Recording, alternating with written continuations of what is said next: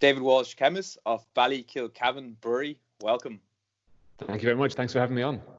Thank you for joining me this morning on a lovely bright day. I hope it's nice and bright where you are. It is. It's lovely now. Unfortunately, we're living on a barley farm at the minute, and I always get very unpopular when I say this, but we could do with a drop of rain just to keep the barley growing. It is, to be honest, we're in the middle of a lockdown here. We have 3 small kids at home, so actually it's been great to be able to get them outside onto the farm. But the barley could do with a drop of rain. At night time when no one's around and everyone's happy, that wouldn't do it any harm. Absolutely. We've had a couple of weeks of very, very dry weather. And that brings us nicely on to your business, which is a brewery.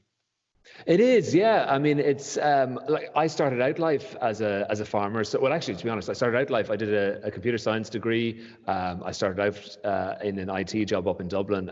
But when my dad retired, I came back to the farm and took over the farm and ran that for about 10 years. And then about 3 or 4 years ago, we set up the brewing company. So it was really just a case of trying to diversify the farm a little bit, try and do something a bit different rather than just growing malting barley. Try to actually use it ourselves. I'm in the brewery at the minute, which has been here for about 15 months at this stage, but we were brewing a little bit before that as well. Wow, so was your main focus then, it was an arable farm? Yeah, it's very much an arable farm. Now, actually, half the farm is covered in forestry, so there's quite a lot of forestry here as well. When I took over, it was suckler cows and arable, but the suckler cows, I found they were just far too much work, and we were more or less breaking even on them. So I got rid of them, turned whatever grassland I could back into arable land as well. And then, as I say, for about 10 or 12 years, it was very much an arable farm. So it was about 70% malting barley. We used to grow some oats and some peas and beans as well. But malting barley was always our main crop. And then it was really after about 10 years or 12 years of being on the farm, just looking through the books and saying, we're not really making any money here out of just growing the crop and then selling it on as a commodity. So what can we do that just adds a bit of value to maybe to what we're producing already and really to diversify the farm to try and secure it for the future? And was that quite challenging? Because if I've understood correctly, it's not a first or second generation farm. You're going back a fair bit. So yeah. Was there a huge cultural element there that you had to shift? Or maybe can you tell us a little bit about the history of the farm and perhaps how the business had changed over the centuries previously, or had it stayed the same? That's quite an interesting bit of history there. It is, and actually, to be fair, I think over the years it has changed and it has evolved all the time. It's 13th generation family farm at this stage. So my ancestor, he was from Kilkenny originally, came up here in 1639 and bought the place. So it's been in the family a very long time, and I suppose that's part of the reason why I left my nice IT job up in Dublin and came back and took over the farm. It's there's 2 of us, there's myself and my sister. I think either of us would have taken it over, but we decided that I would, and it's a case, I suppose, of wanting to keep that history going, not wanting to be the 13th and last generation to look after the place. But I think it has always evolved. I mean, we've always changed around in terms of trying to keep the place going. I mean, even my dad took over and we didn't really have suckler cows at that stage. He brought in the suckler cows and we worked them for 30 years or so. But, obviously tillage or farming 200 years ago has changed a lot to now, and even outside here there's different buildings that were put up to do a job 200 years ago that's not relevant anymore. So I think there's always been an element of trying to diversify, trying new things and trying to sort of stay with the times. I remember as a child growing up and spending a lot of summers on a farm and not a million miles away from you, and the biggest challenge was when to cut. So the weather was always a huge thing. But as a child, I remember the weather being quite consistent. In recent times, have changes in weather patterns, whether they're brought about by global warmings or other reasons, has this been a big issue for you guys? Yeah, weather is, I find it very frustrating actually coming from an IT background, a computer background where everything pretty much is controllable. You're in charge more or less of everything. You come farming and you lose all control really because you're completely at the mercy of the weather. You're also then at the mercy of the politicians. You're at the mercy of the sort of policy and the global market, none of which really you can have any particular influence over. But weather, particularly on tillage farms, is absolutely crucial because you're looking for a decent block of weather in about March to get the sowing done. You are then looking for a bit of rain to actually drive the crops on and make sure that they, they thicken up and that you get a decent yield out of them. And then really from about the 10th of August, you're looking for a block of 3 or 4 weeks of hot, dry weather to get crops cut and in decent condition, and get the straw up and things like that. We had, I think it was about sort of 2011, 12, 13, we had 3 really, really wet years in a row. I mean, there were floods, there was water everywhere, and it's just so challenging actually trying to get out and get the crops in and get them cut before they start to deteriorate really, really badly. 2018, then we had kind of the reverse. We had a big drought in the middle of the year, having had the snows at the start of the year, and that made a big difference on the quality of the barley. Last year actually was about as good as you can get in terms of the weather. This year, as I say, it's actually been pretty good, but we wouldn't mind a drop of rain just to keep things moving. But yeah, the whole thing is completely reliant on the weather. And you're not so far away from Barley, where they've been very innovative, and they have had the Electric Picnic Festival, which has grown to, I read the other day, 70,000 tickets sold for this year's event. How important do you think for the future of Irish agriculture is looking to other ventures to keep the farm going? It probably depends on what type of farm you're on. Certainly for this farm, there was no way that this farm was going to survive into the future if we'd stayed doing what we were going to do.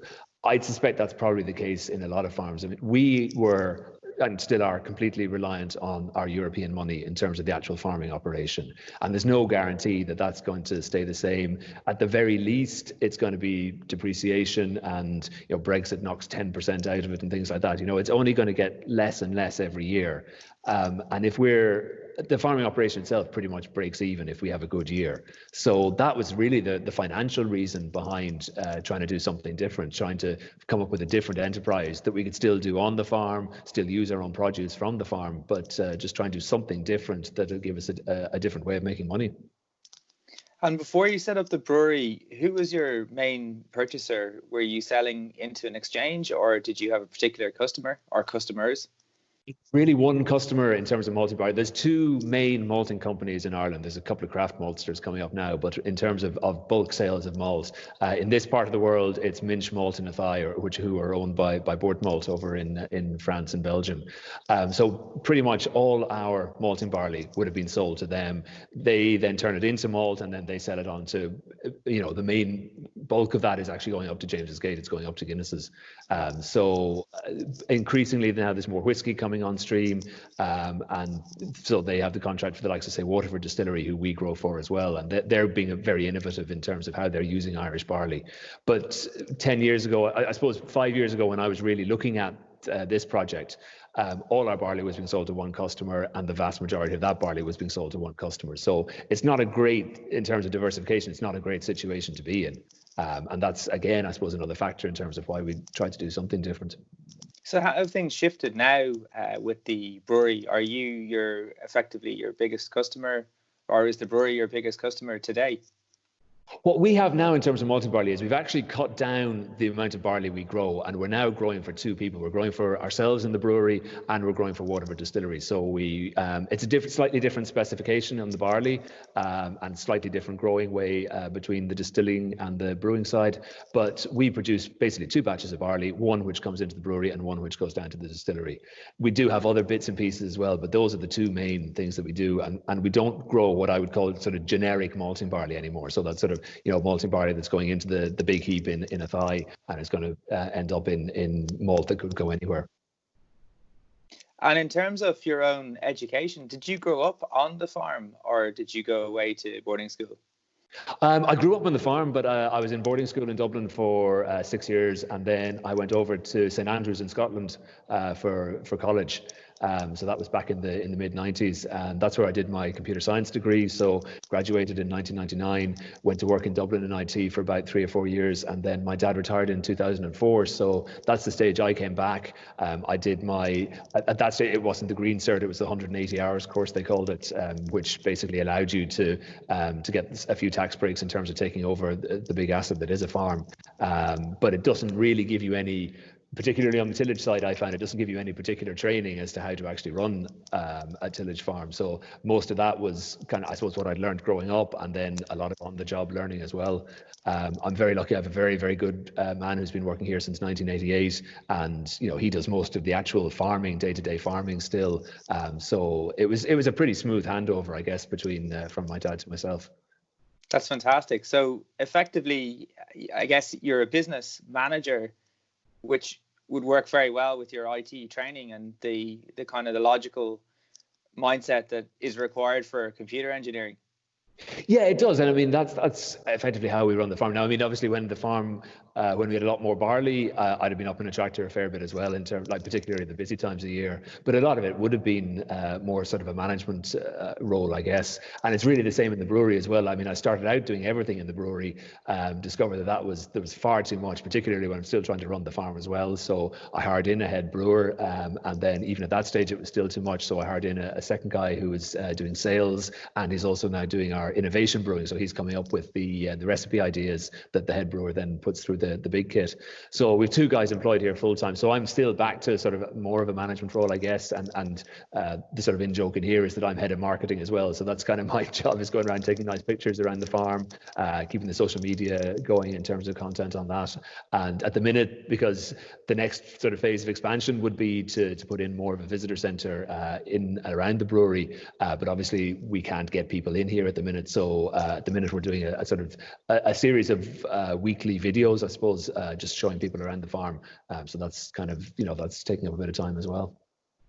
I think you're very much a thought leader in that regard, because somebody came to me recently and they asked me, what should I do with my business?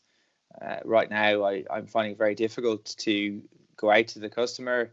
I feel a bit locked away. But the reality of it is, if you're on a farm, you have a wonderful opportunity that every day something is happening, and something is happening that is probably very interesting to people, whether it's the spring flowers or whether it's new life about the farm. So it's a great opportunity actually to be able to share that story and to effectively build relationships with people, where people would see your farm and they would say, oh, that looks like an amazing place to come visit. So hopefully when we come out of this lockdown, you'll already have done a lot of the legwork as such to create that demand. Absolutely. I mean, what I've found is people come in here. Now, I've been walking through these yards all my life. They're sort of 240-year-old stone farmyards outside the building that we're in at the minute. And I kind of walk through them. You don't really pay much attention to them. But people come in and you literally see people's jaws drop when they walk into the place. So I suppose it gave me more, once we started bringing visitors in, it gave me more of an appreciation that people are really interested in both the history of the farm, the family, and the actual physical infrastructure, the actual buildings around the place. And then I'd get people in, and the highlight of their tour was walking into a field of barley, something I've been doing every day, well, not, sort of over the course of the summers for the last 40 years. But people just get a huge kick out of walking into a field of barley, being able to actually pick up a head of barley, seeing what it looks like, seeing what it feels like in the field.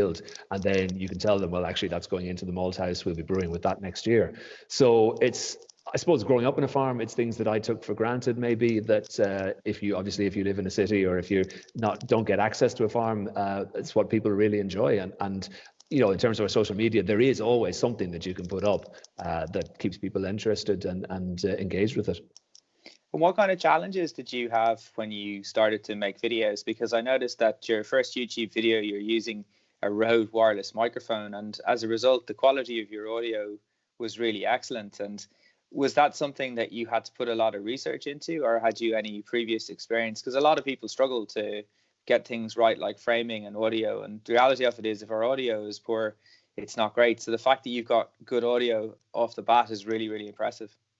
Great. Well, that's a good start. Anyway, I was lucky enough. There was a video course. It was meant to be in a workshop environment, but obviously that didn't happen now. So they ran it over a course of a couple of Zoom courses for the last 3 or 4 weeks.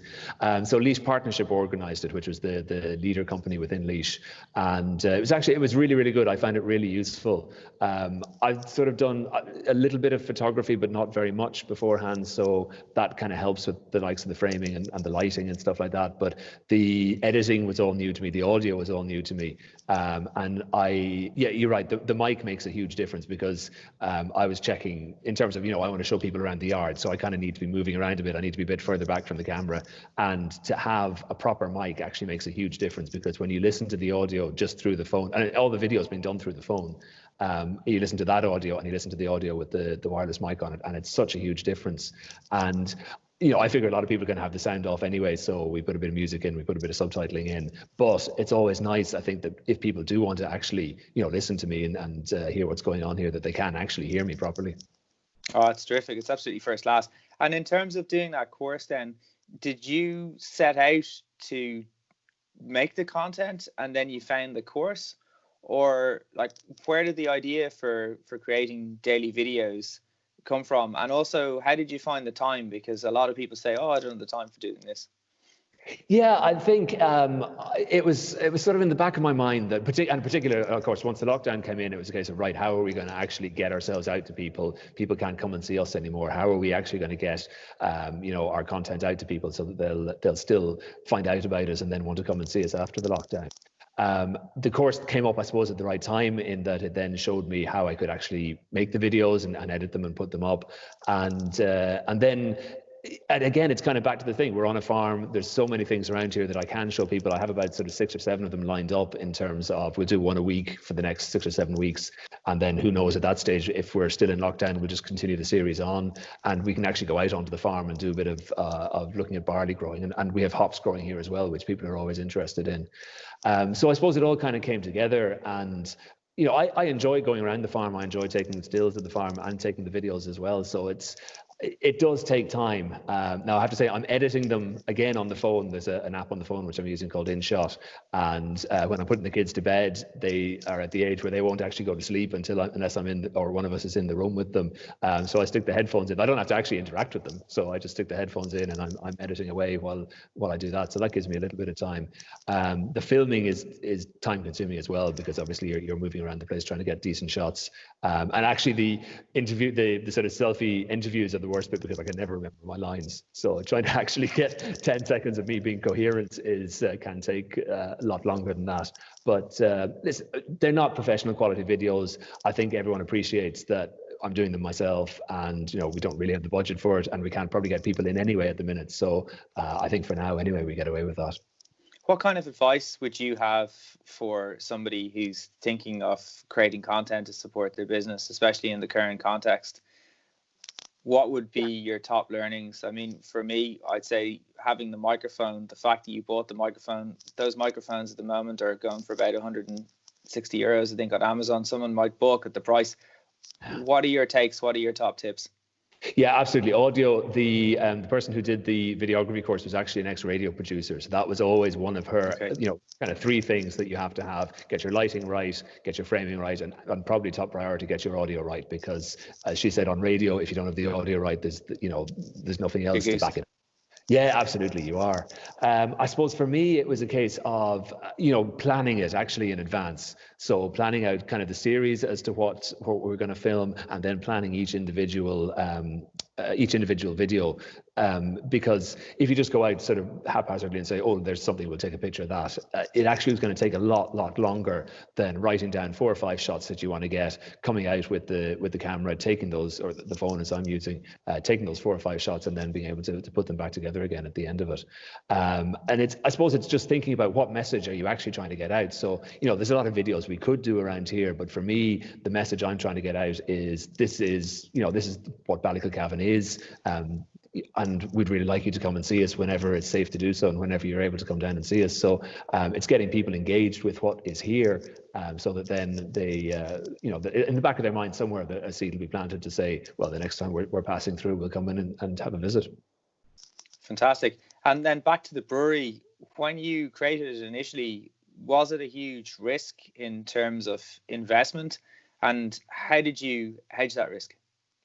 I actually, looking back on it now, I think it was quite risky. At the time, I was a bit blasé about it. I thought, well, my thinking at the time was, if we don't do anything, this farm is in trouble, because going forward, the way we have been doing things isn't working. We need to do something different. So I figured the riskiest thing actually was not doing anything, not making any changes.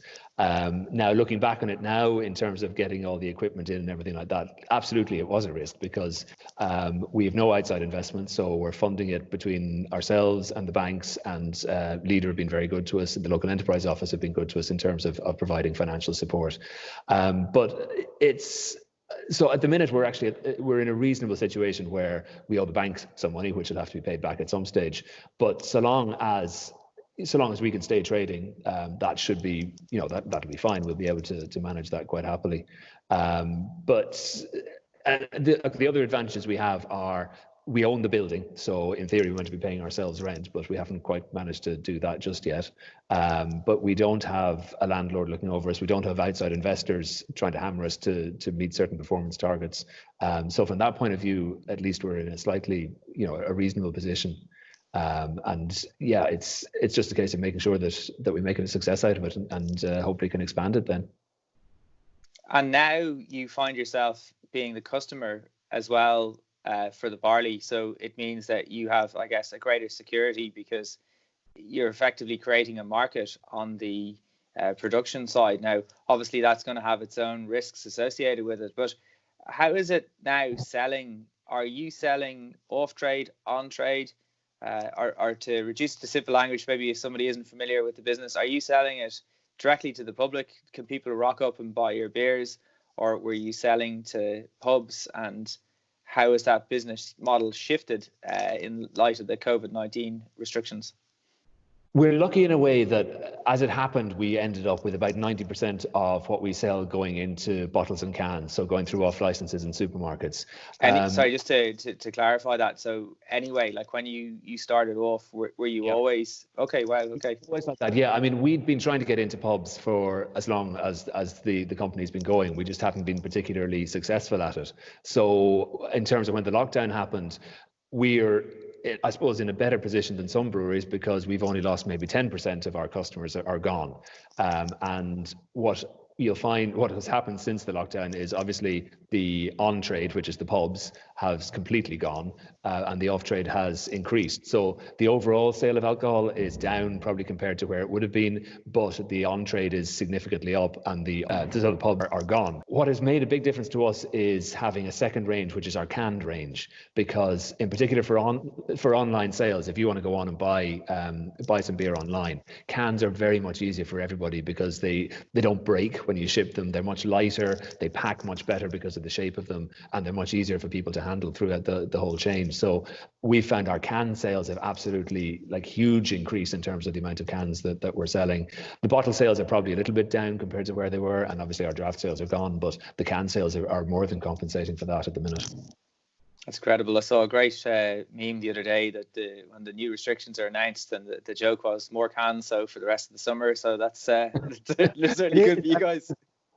I mean, as I say, it wasn't a deliberate decision on our part. We'd be very happy to get into more pubs if we can manage it, but just the way it worked out, a very small portion of what we were selling was going into the pubs. So when that went, we're hoping that they're going to come back up again because they're very good customers. But in terms of our actual sales, the fact that we had the vast majority of it going through the off licenses, and as I say, particularly the cans, that was a huge help to us. Fantastic. And if somebody's watching the video right now and they say, I'd love to try your beer, how can they go about ordering and purchasing? Yeah, great question. They can't come to the brewery. Now, we're working off a license that was legislated for in 1870, so it was Queen Victoria's that brought it through. What it means is that we effectively only have a wholesale license, so we can only sell you, and it's in imperial quarts, so it's not even in litres, but it's about 18 litres. It works out at just over 3 cases worth of beer. And so we can do that, and you're very welcome to go onto the website and have a look at that. But realistically, if you want to buy a sort of a lesser quantity than that, our 3 main online stockists would be Beer Cloud, which is over in Athlone. You can buy mixed cases of either cans or bottles from them.